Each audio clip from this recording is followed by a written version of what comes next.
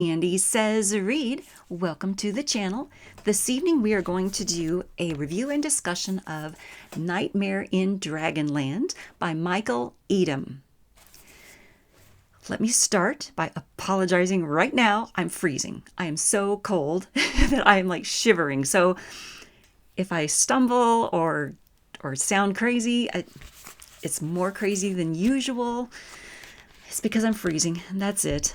Okay. So let us begin with the specs for this novel. Nightmare in Dragonland by Michael Eidam.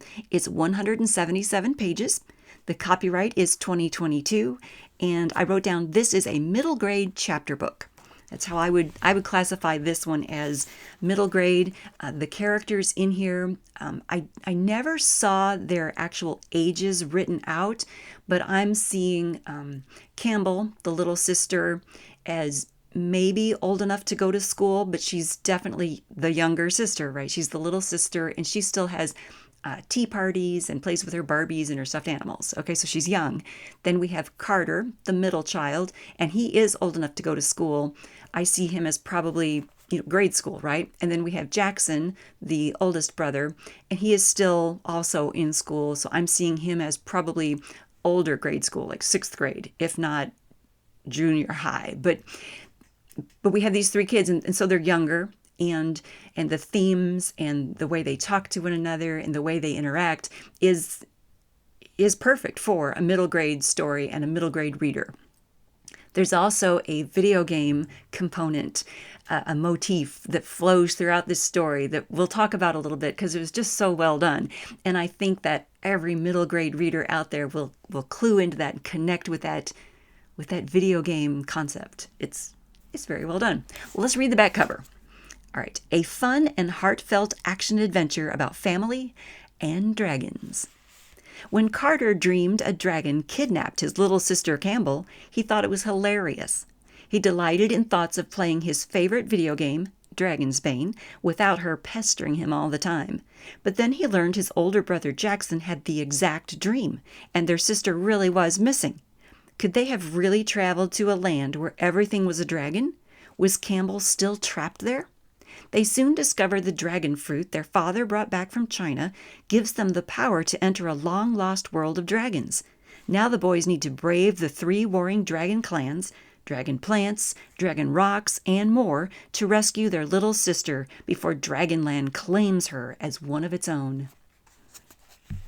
Now I'm going to read for you something in here, and I don't think I'm giving away what's happening in the story, but I'm giving you, really the premise of the story. And I'm going to read it from the author's voice, as we do in these reviews. Let's see, page 59. Let's see if I can, did I not put a bookmark in it? You guys, hold please. Oh, yes I did. There's the bookmark. Okay, I'm going to read for you the premise of how the kids can go back and forth from Dragonland, from the main king dragon telling us. All right, his name is Aaron. Aaron sighed, and his voice became more somber as he told his tale. For eons we dragons traveled beyond the mist to raid and plunder their world. Only dragons could cross the mist, so after every raid we retreated safely back to Dragonland. Then a human named Beowulf slayed a dragon, and its blood soaked into the earth. From that spot grew a tree bearing a sacred fruit. Eating of this fruit gave humans the power of the dragon.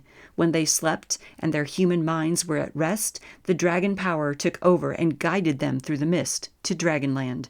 Only a few humans came at first, but over time they came in greater numbers and with more advanced weaponry. We fought terrible battles with them here in our own lands. We captured one of these humans and learned they had begun growing thousands of these dragon fruit trees all over Earth. Some humans just wanted to visit Dragonland to learn the ways of the dragon, but others planned to invade with entire armies and destroy us. So we attacked them first and burned all of Earth's dragon fruit orchards to the ground. To further confuse the humans, we flew across Earth, dropping seeds for false dragon fruit trees, ones not grown in dragon's blood, so the humans would believe the sacred fruit had lost its power. right? That's the premise for how the kids can get back and forth between Dragonland. Their father brought them some of these dragon fruit, 3 dragon fruits from his recent trip to China. He brings this back. The kids eat some of it before bedtime, and the 3 of them end up in Dragonland. So when they go to sleep, they end up in Dragonland. They get transported, past the mist into Dragonland. And Campbell ends up being caught by one of the dragons, and so she's kept there. So when the 2 boys wake up, they wake up back at home, and their sister's not with them. And oh my goodness. So, of course, the family is worried, upset, concerned. Where's your sister? What's happened? And the 2 boys are like, wait a minute.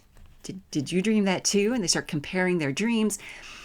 Turns out, yeah, we might have actually been in another world. So they eat some more of the fruit. They figure out this might be what happened. They eat some more of the fruit. They go back to Dragonland. And this time Jackson gets captured. So Carter ends up, when he falls, he wakes up back at home and he's like, oh no, now my brother's missing. And he convinces his mom to let him eat some more of the fruit and get some weaponry and stuff to take to bed with him so he has it when he falls asleep. And his mother, she's painted as this very kind, concerned woman. Of course she's concerned. But she's painted so wonderfully in this story because you hear the sirens in the background going off to Dragonland to save the kids. The mother's painted so wonderfully because she doesn't believe that her kids are going off to some magical realm, right? She doesn't believe that, but she does believe that her son believes it. She knows that Carter is so concerned and so worried, and he believes this imaginary tale that he's come up with. And she wants to give him peace. She wants to give him comfort. So she's like, okay, you know what? Let's get you some of these paintball guns. Let's get you some paintball guns. Let's get you a shield. Let's get you a helmet, knee pads. Let's do that so that you feel better. She's doing it to placate him, right? She's not doing it because she believes he's going to go into some magical realm and rescue his brother and sister. What she's doing is placating her son, and she's very moved by the fact that her son is so concerned about his little sister and older brother. And that is a very nice, very warm and wonderful part of the story. I connected with that, and maybe that's because I'm an adult and I connected with that. Hopefully a middle grade reader would also connect with that and see the mom as this wonderful character there. I liked that. I wanted to mention the video game concept. I told you earlier I wanted to talk about that because obviously Carter is playing a video game. It's called Dragon's Bane. He's very interested in that game, not so interested in the dance party game that his little sister plays, right? He doesn't want to play dance party. He doesn't want to play Barbies and tea party and stuff like that. He plays those games with his little sister because he kind of has to, right? It's his little sister, and his mom makes him play those games. He wants to play Dragon's Bane. He wants to do, his older brother boy games. He doesn't want to be messed with his little sister. He doesn't want her pestering him all the time. As the story goes along, he goes through a character arc where he realizes that he shouldn't be so tough on her. She's just a little kid, and he does love his sister, and he wants to protect and save her from the stuff that's happening in Dragonland, right? He goes through that arc. But I want to mention that I think, in my opinion, the main character of this story is Campbell, the little girl. I think Campbell is the one who goes through the most change. And not just because when she's in Dragonland, she's actually physically changing into a dragon. The longer she's there, the more she takes on dragon characteristics, physical dragon characteristics. Like if she gets stuck there, she's going to change into a dragon. There is this suspense. There is this element of the clock is ticking, get her home, right? But she goes through that physical change, but she also goes through this change in her heart. She goes through this change. She grows up a little bit, right? And she realizes, okay, I shouldn't be such a brat to my older brothers. I should be nicer. I shouldn't tattle to mom all the time. She goes through that kind of change too. And I saw her go through more development and have more action and more, intrigue. She had to use her brain to talk to the dragons in Dragonland. She just had to do so much more than the boys did. She just felt to me like she was the main character. I was like, go Campbell. That was my opinion. All right, what else? Oh yeah, in the video game concept. The video game concept just kept playing out throughout the story, and I thought that was very clever and cleverly done. Like when the two boys, when they landed back in their beds at home, they landed back in their beds because they were dying in the game. They were dying in Dragonland. Like things were happening in Dragonland where they would have died if they were real, right? If it wasn't a game, they might have died. Like dragon serpents in the waters might have killed them, but they woke up in bed instead. So it was like a game was resetting them. They were being regenerated back at home. And then when they went back to Dragonland, they went back to the same point. Like after the mist, they went back to the same point. And it was as if they were going back to the same level in a video game. All right, that sort of video game motif just kept happening throughout the story. It was nicely done. Nicely done. Any middle grade reader reading this story is going to pick up on those video game-like elements throughout the story and enjoy that. Any middle grade reader reading this book is going to clue into those things and follow along. Nicely done. Nicely done, Michael Eidam. Is that all I need to tell you about this book? I'll probably think of something else later. I'm freezing. I can't think very well right now. If I think of something else later, I'll put it in the drop-down box below.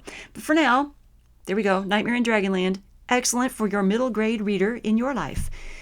This book is the first of the dragon books that I'm reading in 2024 for the Year of the Dragon. Now, I don't know yet if I'm going to upload this video on Appreciate a Dragon Day here in January, or if I'm going to wait until the Chinese New Year and Year of the Dragon officially starts in February. We'll work that out later. For now, I'm just getting this video taken care of so I can talk about it while it's still fresh in my mind, because I just read this book. I'm filming this on January 2nd, okay? I just read this book, and I wanted to get this done. That's it. You guys, thumbs up for dragons. Oh, yeah. This is what I would... Dragons everywhere. Okay, the back cover... A little bit rambling. I'm sorry, you guys. The back cover talks about, let's see, could they have really traveled to a land where everything was a dragon? Everything in Dragonland is a dragon. There are tigers that are actually like tiger dragons. The plants are dragon plants. Like think of a Venus flytrap, but it's a dragon plant and it bites, right? Like one of the dragon plants like tried to bite Campbell on the leg and her brother had to like slap it away. Right? Everything, the rocks, the boulders are dragons and they can open their mouths and spit lava.